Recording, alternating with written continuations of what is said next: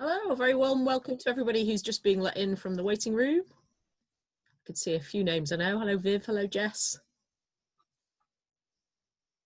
Like the slide says, if you don't mind just keeping your microphones and your videos off for now. And you're very welcome to use the chat room just to say hello to the people who've joined us on the webinar. You can perhaps just introduce yourself, say what you do. We're just going to wait maybe 2 minutes for most of the people who've booked on to join us.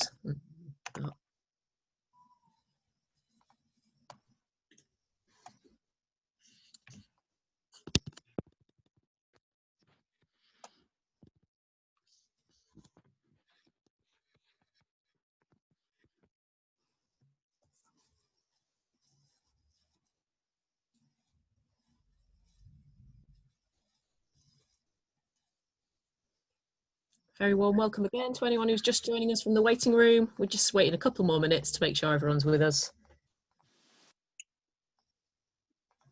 I think everyone's doing this, but if you can keep your microphones and your videos off for now, I'll explain a bit about how this will all work in a moment, and we might get to see your lovely faces later.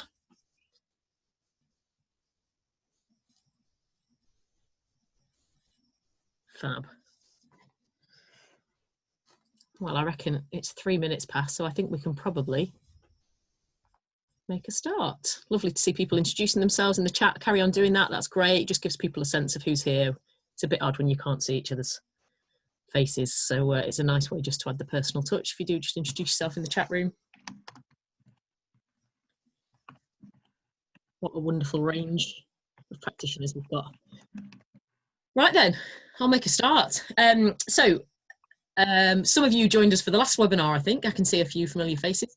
Some of you, this might be the first one. So forgive me if I'm about to say a few things you've heard before, but I'm just going to explain a bit about how this will work. So I'm Kaz Brader. I'm the Deputy CEO for Curious Minds.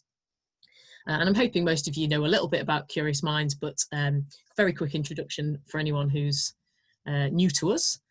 Curious Minds is an organisation that works across the whole of the Northwest. Everything we do is about supporting children and young people to lead fulfilled lives, really, and we believe art, culture and creativity are absolutely essential to that. So most of what we do is around events and training and leadership programmes. We're what's called a sector support organisation, so the Arts Council ask us to support the organisations that they fund or that they want to fund in the future, and we try and bridge the gap between those organisations and schools and community groups, all for the benefit of children and young people, although we don't do very much work at all directly with them, because that's your job and our job is just to support you. So that's exactly what this series was set up for. We are especially interested in supporting our freelance workforce at the moment, but also any arts organisation or NPO that is having a time of either struggle or a time of having to rethink, and a time of thinking hard about getting themselves ready for probably a year that isn't the one they planned, maybe a few years that aren't the one they planned. So yeah, when the COVID crisis hit us, we tried to think about what we could do to help, and we launched a bursary scheme that I know hopefully some of you will have benefited from. And we also then started to find out what kind of CPD would people find useful and helpful.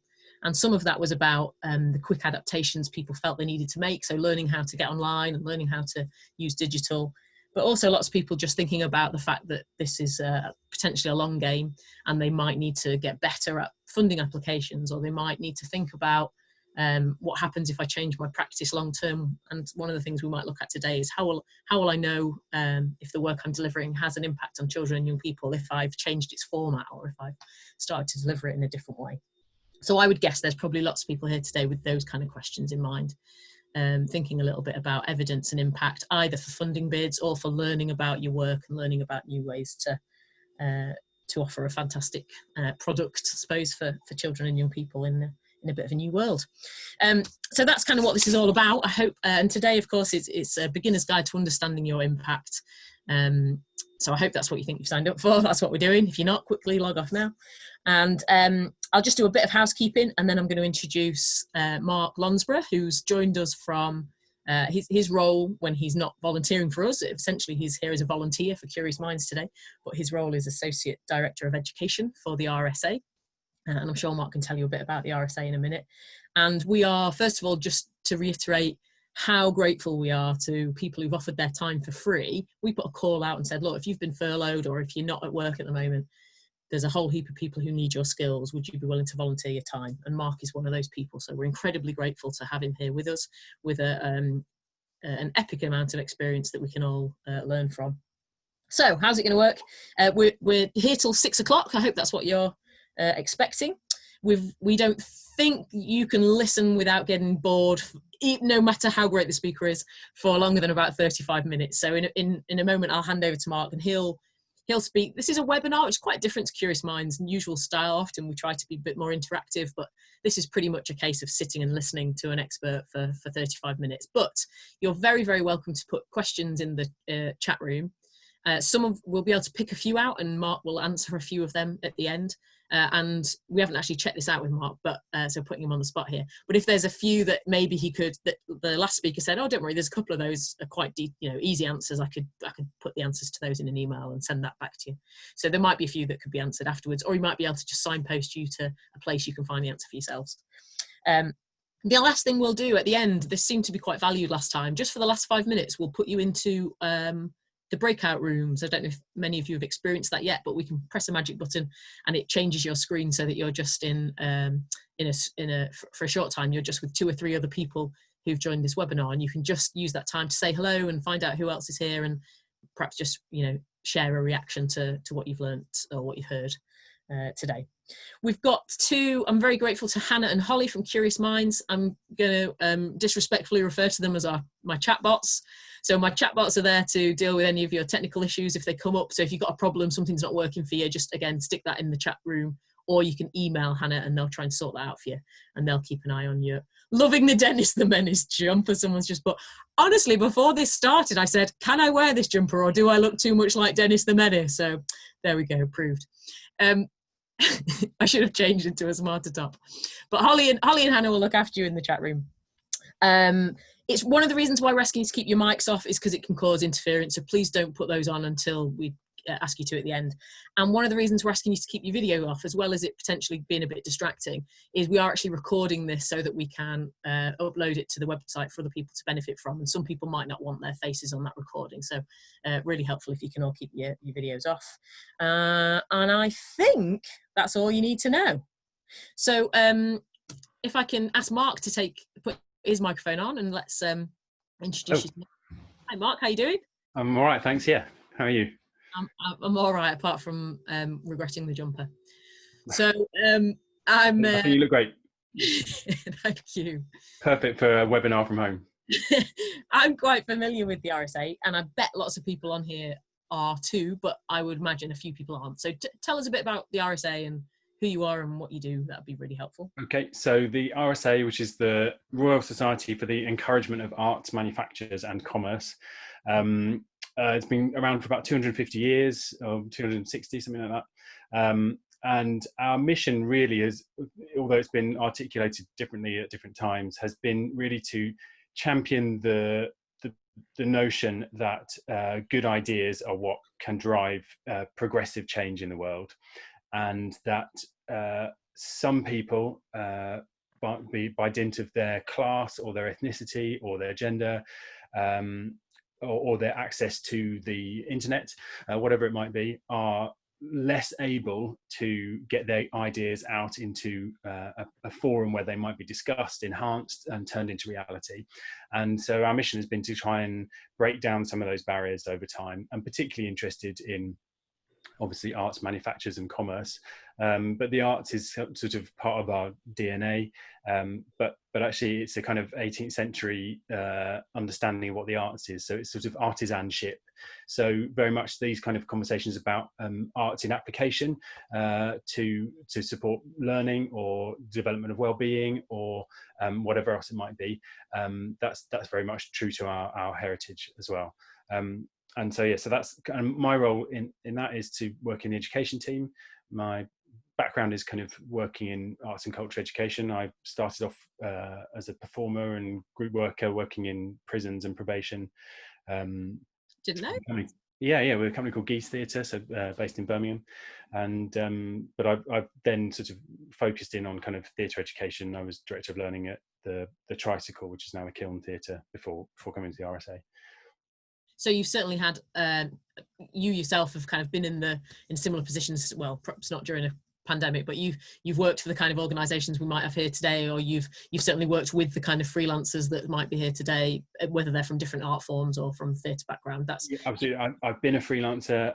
I've employed freelancers. I've been an employee in theatres, and I kind of and I hope that gives me some insight into some of the kind of cultures that exist around evaluation, and some of the fears and anxieties that exist around evaluation, and hopefully that gives me an opportunity to kind of try and allay some of those and shed a bit of light on this topic, which I know can be a bit frustrating for people. great. That's fantastic. Mark, your light shedding moment starts now. I'm going to. Okay, brilliant. I'll share my screen.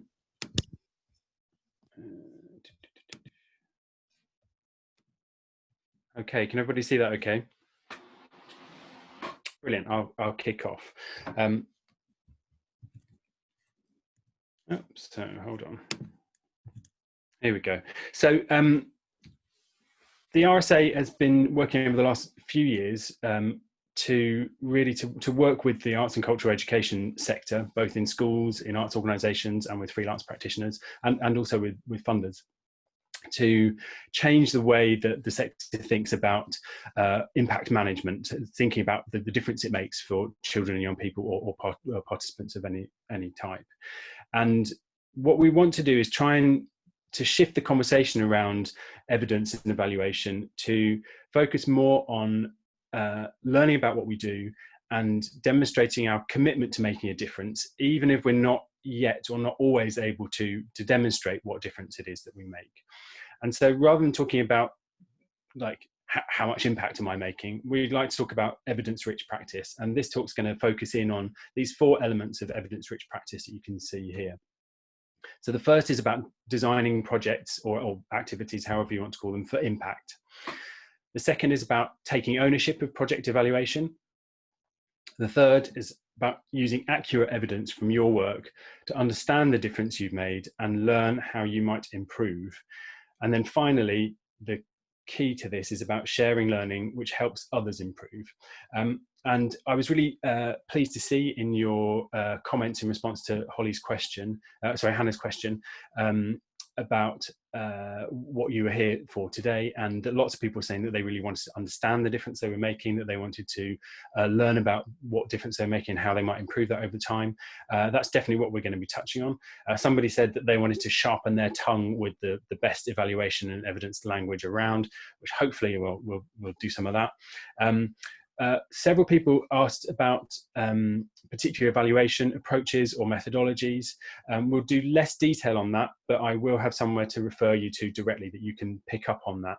And actually this talk is very much based on a document that I wrote, which is called the Cultural Learning Evidence Champions Handbook, which you can see there.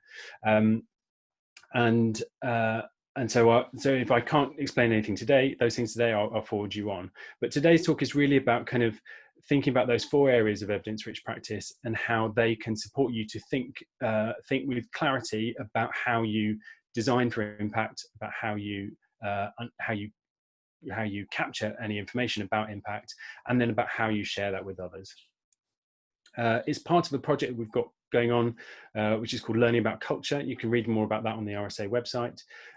In conjunction with working with the sector, we're also running some large-scale evaluations of cultural learning projects in primary schools to look at the impact that they have on a number of different outcomes, including literacy and numeracy, but also on communication skills and on what we call kind of creative self-efficacy. So how much children think they can be creative. So those results should be out next year, God willing. So we're currently really thinking a lot about questions about what difference do things make. And in the news recently, you might have seen President Trump saying that he's taking anti-malarial drugs for COVID-19, or to prevent COVID-19 from infecting him, and also recommended injecting disinfectant as a route to curing COVID-19. So, I mean, you know, the logic is, there's some logic there, right? These things kill viruses, so they'll work for COVID, right? But actually, the scientists will tell you that they might work for malaria. Hydroxychloroquine might work for curing malaria, but we don't know if it works for COVID, because COVID is too new and it hasn't been tested. So if it hasn't been tested, we can't say for sure whether or not it does work. And obviously, injecting yourself with bleach will probably kill the virus, but it will kill you too. So, are we prepared for that collateral damage? If what we're doing works, but actually it works better than we think it should, or it works with detrimental effects in other areas. So, I suppose the question is, with arts and cultural education, is does it work? But does it work always? Does it work everywhere? Does it work with everybody? And so the reason for a kind of disciplined approach to evidence and evaluation and to impact management is to really think about getting the drug, if you like, right for the symptoms, and making sure that we're doing the right thing in the right place for the right people. So what should I be doing if I want to know what I'm doing is working, and how much difference is it making? The first thing is designing projects for impact. Now, there's a series of questions here on the right of your screens, which are questions that you might usefully ask yourselves and the partners that you're working with, whether those be employers, if you're a freelancer, or the schools that you're working in, or the other contexts that you're working in. So before you can even begin to answer the question of how much difference am I making, you have to be able to answer the question, how do I expect to make a difference? And that requires two things. The first is deliberate planning in response to participant need and in anticipation of some desired outcomes, and also a precisely articulated plan of what you do to make sure that the change you hope to see will come about. And that's what we call a theory of change. And so we'll come on to that in a bit more detail. Sometimes people feel that deliberate planning and articulating desired outcomes before you start a project is at odds with how the arts work well. And that, in fact, participants in an arts-based program might experience lots of different things, and their outcomes on a personal level might be multiple and varied and not predictable. And I think that's absolutely fine. But I also think it's really difficult, if you want to know what your impact is, to say, well, we do something and all sorts of things happen, and they happen to all different people in different ways, because it's going to be really difficult for you ever to be able to evidence that you're making that difference, rather than it's anything to do with those people who are taking part and what they brought to the conversation or to the participation. So I think it's not a bad thing. It's a great thing about the arts that they do that, but it's really difficult for you to be able to articulate that as being caused by you. I'm going to skip those questions because we can share these slides in due course. So theory of change I talked about. So theory of change is, well, I guess this diagram shows what we hear a lot about in terms of how arts organisations and arts freelancers talk about their work. So you can see the process is, we start with activity, we do some arts with young people, and then some magic happens, and then there's improved well-being. So that just as a result of doing the arts, there's improved well-being. And if we ask people to unpack what happens in between doing the arts and their well-being improving, people often find it really difficult to talk with precision and specificity about exactly what's going on.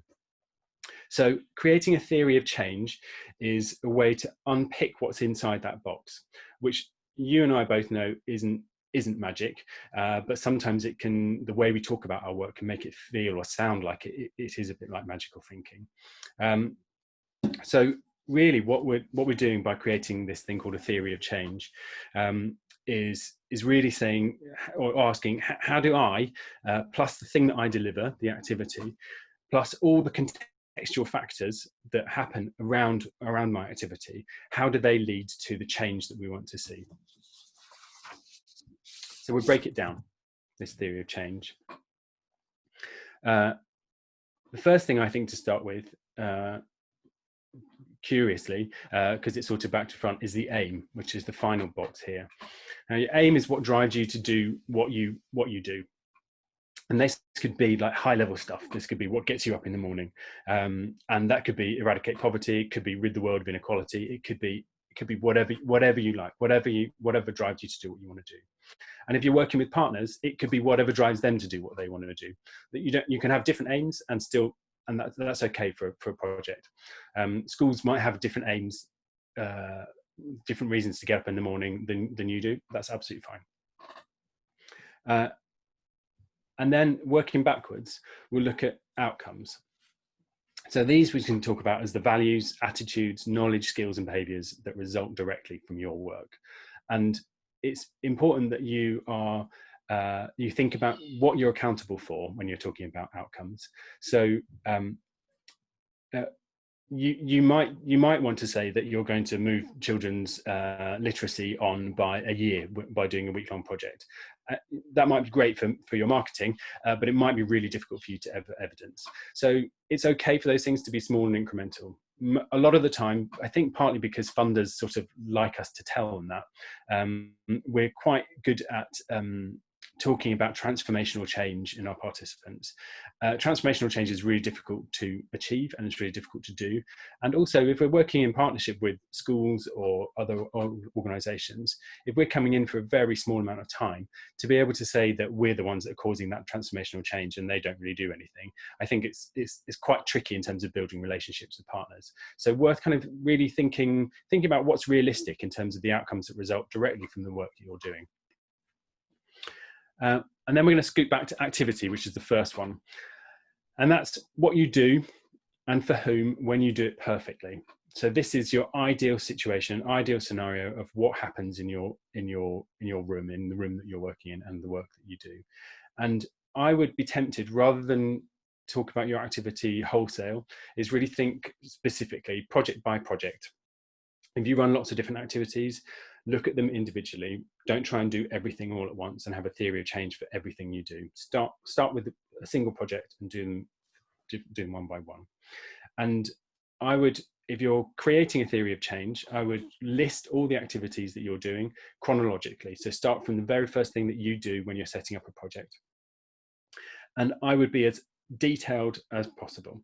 In the Evidence Champions Guide, there's a couple of examples of theories of change that you can take a look at, and the activity there is really, really, really detailed, and the more detailed, the better. Included in here, you should also talk about who you think should and shouldn't take part,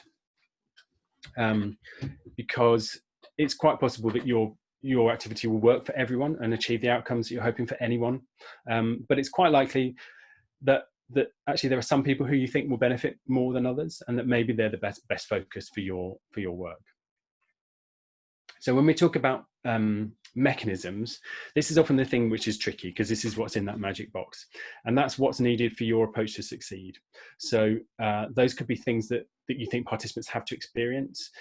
So one of the projects that we're evaluating, the delivery organisation talks about the children need to experience a what if feeling, and when we drew up the evaluation plans, it was quite difficult to pinpoint exactly what that was, but it was really critical to them. So it may be experiences that within the session that the participants need to have, that they need to, emotional experiences that they need to have. But it could also be contextual factors. If you know that it's really important that you're in a drama studio and not in the dining hall, then this is part of a key mechanism for the change in your work. If you think that's really critical in terms of the outcomes that you're hoping to achieve, then make sure it's in there. The good thing about writing down all this stuff in a theory of change is that you may realize that there's some things that you do that you don't quite know how they connect to the outcomes. That you might go, actually, we always asked to be in a drama room and not in the dining hall, but actually, do we think that's really critical? Do you think we could flex on that? or do you think it's really, really critical? Or you might say that we always say that it's really important that the teacher stays in the room and that they've read all the notes beforehand. But in fact, we get good results from schools where they don't do that, and we get good results from schools where they do that. So do we need to insist on that? Maybe not. So have a think about that as you go.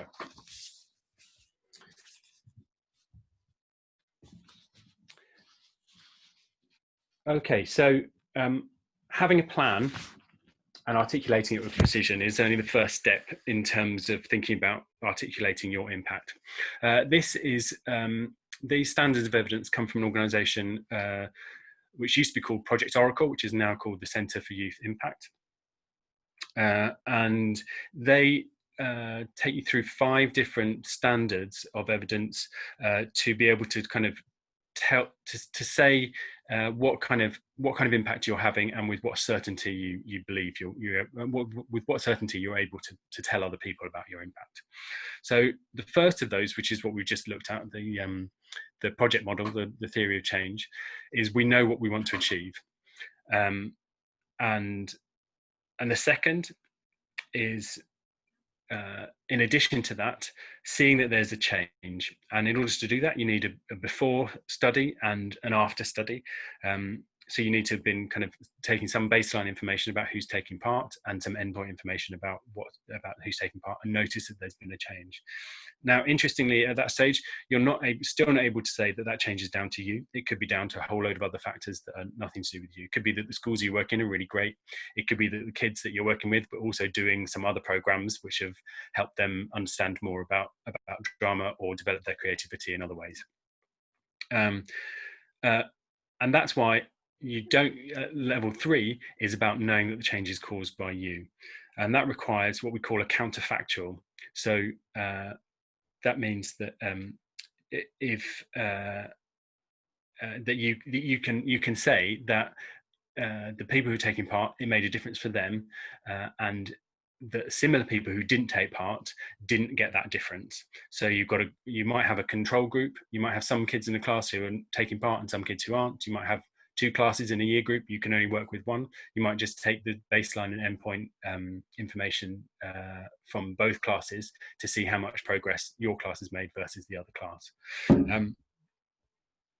And then when we get to 4 and 5, that's about being able to manualize or codify your practice into something which is replicable and that can work in different places, and that you works in every place when you get to level 5.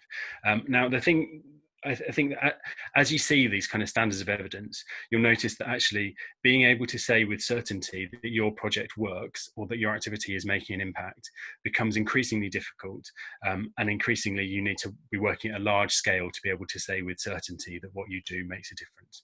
That's really hard for people. I think it's really hard for people to hear. But I think that's why, because most artists and arts organisations are working at a relatively small scale, the important things are to be really disciplined about designing your programmes of activity, and making sure that they're designed with impact in mind, and to try your best to see where there has been a change, and then work through organisations like Curious Minds or networks of association to see where other people who are doing similar kinds of work are also noticing change. Okay, am I bamboozling everybody? Is the pace okay?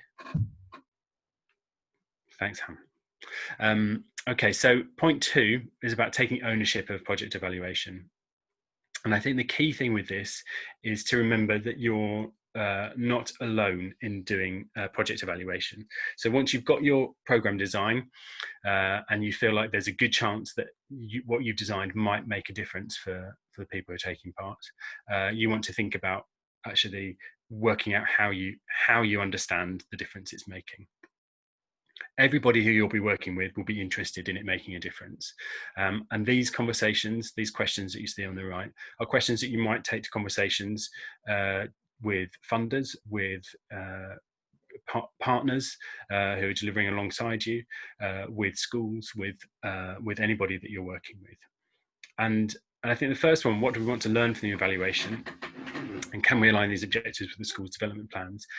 is partly there as a reminder to say that actually you might want to evaluate your work not for just knowing what impact it's having. You might want to do it to make sure that in fact you're really understanding how children are engaging with your work. You might want to do it in order to understand that whether or not all the different people who are delivering it to the same standard, and that they're delivering it in ways which allow you to perhaps in the future manualize that and turn it into a consistent program of work which is delivered the same in lots of different settings. So evaluation doesn't need to be about impact. It can be about lots of things, but also to remind you that it could serve you really well to think about how your evaluation keys into the things that the schools are interested in.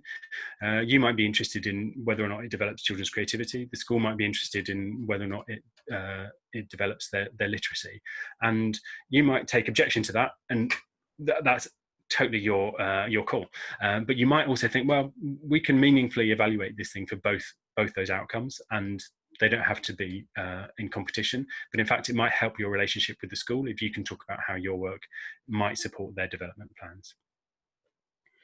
You'll need to talk about why you need to collect participant data, what you're going to collect, and how you're going to deal with it once you've got it. Really critical to talk about how that's going to be paid for. Because it will require your time or somebody else's time. It may require the time of teachers or members of staff in partner organisations, and also if you're talking to funders and you're saying that you're going to be able to demonstrate, or at least try and demonstrate, the impact of the work you're doing, it's worth building that into your funding applications. Most of the sensible funders, and in fact some of the not very sensible funders, appreciate the inclusion of budget lines about data collection, data analysis, and evaluation reporting. So you shouldn't think about that as something which you should just incorporate into your work and not worry about the costs. You should think about how and when you're going to be requiring any data collection. Do you need to do that before you've met any of the people taking part? Do you need to do that before you've worked with anybody? Will you need to do that afterwards? Is that going to be a pain for anybody doing it? Teachers often hate that, but some people in schools are totally fine with it. They're quite used to dealing with data, but also good for you to know if you need data that you think might be sensitive, to know whether or not they're going to be happy about sharing that. And on that point, thinking about whether or not participants can opt out of the evaluation or not. If they do opt out of the evaluation, you need to make some decisions early on about how many can opt out before it's not really worth you reporting on it. Because if you've only got two people's data out of 400 people taking part in a program, it's not going to be able to tell you very much about the impact of your work.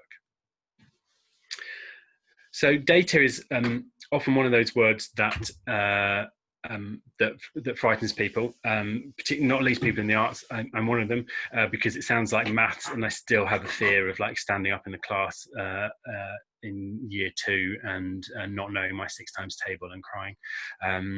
That may just be me, but hopefully I've got some other people that feel the same. So just to kind of, like, I think a lot of people will understand that the first difference between two basic types of data: qualitative data, which is essentially stories, and that can help you get real detail on participants' experience and provide insight into your mechanisms of change, the things that make what you do work. And quantitative data is really good at answering questions of who, what, where, how many, and it's really good at communicating facts clearly and simply. But underneath that, I think I want you to think about different kinds of data that might be of interest to you. The first is data about who's taking part. Second, about how they engaged with your activity, and the third, about what they thought about it, and then fourth, whether or not it's made any difference. We'll go into each of those in turn, just to kind of have a look at what kind of data you might be collecting, and how it might help you articulate your impact story. Now, also, it's really worth considering, I touched on this before, to consider when you collect data as well as how you're going to. in terms of the how, lots of people have asked for evaluation approaches. We're not going to have time to delve into that today, but I'll refer you back to the Evidence Champions Handbook, where there's lots of information there about the strengths and weaknesses of different approaches. And there are other links I can share through Curious Minds to great places where you can get lots of useful tools for evaluating. But really important in terms of when to make sure that you've got data that you collect at the beginning and at the end of the project. It's really common to see data which is only collected at the end, and we might see surveys of participants saying, "Yeah, I'm now much better at doing X, or I now feel much more confident." But actually, if we don't have a sense of what their confidence or their skills were at the beginning of a project, it's really difficult to know whether or not they just do feel really confident about it, or whether or not it's that difference. There's been a difference, and how much that difference has been down to us. And also comparing your participants with people who aren't participating is really critical if you want to be able to say that you're making a difference for these participants. Okay, so first type of data, who's taking part? User data. This is really good for telling you if you've reached the people that you think are likely to benefit, and also for telling you if people with certain characteristics are more likely to benefit than others. So you should make sure that you collect information about age, sex, income, ethnicity, or free school meals, or whatever else that might be useful. You should definitely collect information about learning needs, because if you're working in a learning context, I think that's really important, because you may notice that programs make a bigger difference than you expected, or they don't make a difference. And actually, people's learning needs and their accessible and how accessible the project is to that particular client group might really tell you useful stuff. You should also get information about previous experiences. If you're doing a webinar about evaluation and everybody has got a master's in stats, this webinar is not going to make an impact.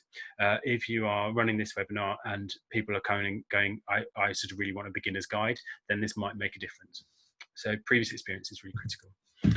Engagement data, which sort of feels a little bit like it blurs with the user data, but this is really about how well you are engaging participants over time. That might not be relevant for everything you do, because you might be doing one-off interventions, but it might really help if you're running courses or programs of work, or you're in a place for a long time, to think about how regularly people turn up, what kind of things in the range of stuff that you're offering people feel that the participants engage with more often. If you've got a regular structure to a workshop that you do regularly, and you notice that children really engage with the bit where they're working in pairs, and they don't engage so well in the bit where they're working in groups or by themselves, knowing that can be really critical to helping you pinpoint where the work you're doing is making a difference and where it might be falling short. So there's some basic things that you can do, and you should do this as a regular part of your routine, and that includes registers of attendance and getting records of repeat visits if you're in a venue. But as I said, it may be also about taking time out of sessions to be able to observe your sessions and looking in detail at what people are engaging with, more or less.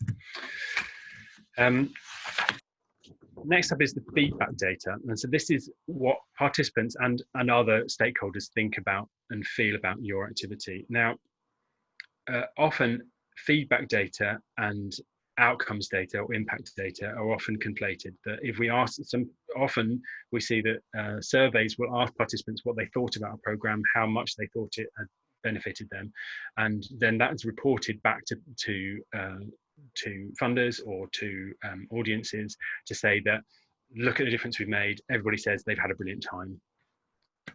The trouble with this, sort of twofold at least. One is that by the very nature of what we do is designed to be enjoyable and designed to be fun a lot of the time, and so people having fun or enjoying it is sort of, that's our activity, knowing that it's done our activity. It doesn't necessarily say that it's made a difference to anybody. And the other thing is that that people often unaware of their own biases when they're reporting on things. And that could go both ways. People might say, yeah, this hasn't made any difference to me, but in fact it's made a big difference. And they might say it's made a massive difference to me, when in fact it hasn't made any. They've just had a really good time and they really like you and they want to be giving you positive feedback.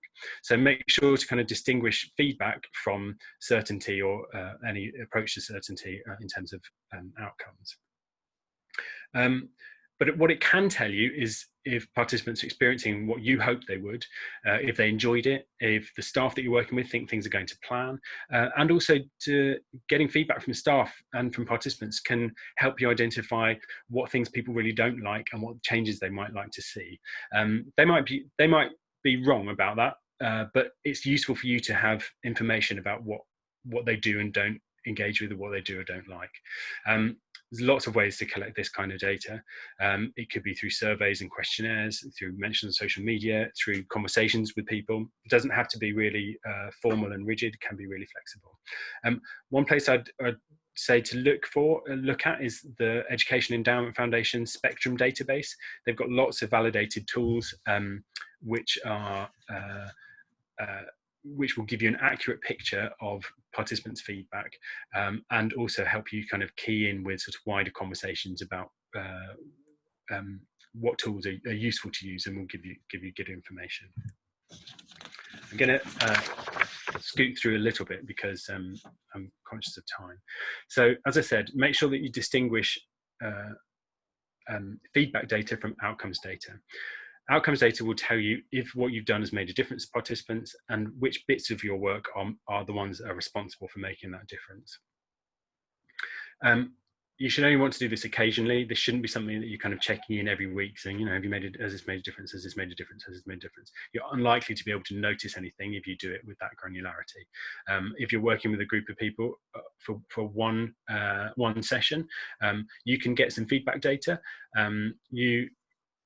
You could get some outcomes data later on. You might want to go back to the people that have taken part and kind of say, oh, has this made any difference to you?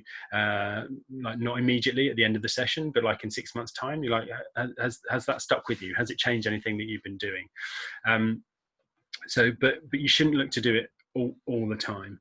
And as I said, really good to kind of look out for some validated tools, which are tools which have been tested by academics to make sure that the bias of participants is minimized, and that they give you an accurate result, and that they give you a reliable result, so they actually kind of tell you reliably whether or not you've made a difference. Some of these tools are available for free. Again, you can have a look at the Education Endowment Foundation Spectrum database and find some free ones. There's some which also you pay for, and you can even pay them, the owners of those tools, to do the analysis for you if you like. It can end up being quite expensive, so bear that in mind. One thing, and then I suppose that kind of brings us a bit onto the final slide, which is about reporting the results of your evaluation. I think that you know, you can spend a lot of money on evaluating arts and cultural activity. The 5 trials that we're evaluating, the cost of the evaluation is approaching £500,000. I mean, they're working with thousands of students and hundreds of schools all around the country. But in order to get a result which tells you, does this thing make a difference, you can spend fantastic amounts of money, which are probably not accessible to most people most of the time. This is the only time that a study of this scale has been done anywhere in the world. And it's not entirely surprising, because the urgency of knowing whether or not arts makes a difference to kids' literacy is probably not as acute as the urgency of knowing whether or not hydrochloroquine or whatever it is makes a difference to curing COVID. But you should think about who's reading your evaluation and where they are, and what tone you want to strike with them. You should, and I think thinking about where you share the results of your evaluation, I'd encourage people to be as open as possible with the results of your evaluation. That you should want to share that with colleagues, perhaps via Curious Minds. Now that we're all in the habit of doing webinars, perhaps this is something that can continue if you've got evaluation that you want to share. But also, if you're sharing it with participants, if you're sharing it with funders or partners, you might also want to kind of modify the tone in those different places. That's absolutely fine.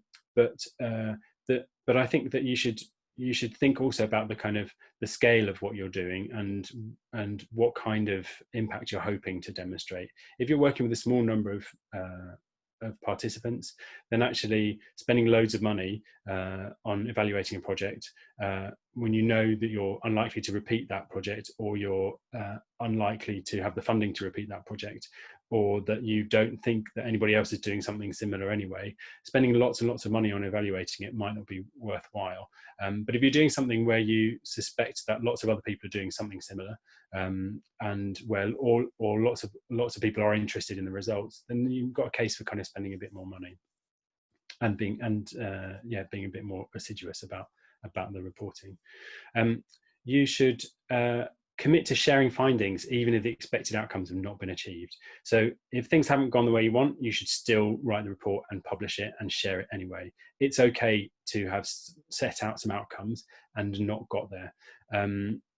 Most of the major funders, Paul Hamlins and the like, are really interested in your commitment to understanding whether or not you've made a difference, and your commitment to designing your projects to try and ensure that you will make a difference, but they also know that making a difference and being able to get the evidence for it is really, really difficult. So it may be that you come up with a negative result, maybe you don't get a result at all. That's okay. It's not desirable, but it's okay, it's acceptable.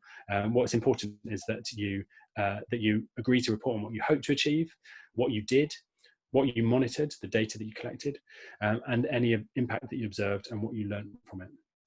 So that is the end of my presentation.